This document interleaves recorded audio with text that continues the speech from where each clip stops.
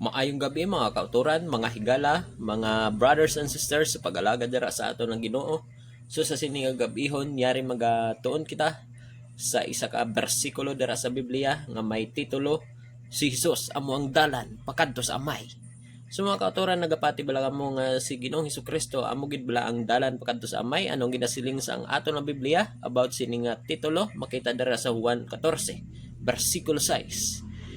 Hambal dira nagsabat si Jesus sa iya, ako amo ang dalan, ang kamatuoran, kag ang kabuhi.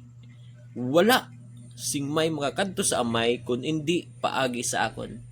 So amo na mga kauturan, mga higala, brothers and sisters, nga dapat gid kita nga mag-connect dira sa aton nga manluluwas nga amo si Ginoong Hesukristo, agud nga paagi sa iya kita makakadto sa Amay, kag mangin kaupod kita dito sa bagong langit kag bagong duta. Madamong salamat kag God bless.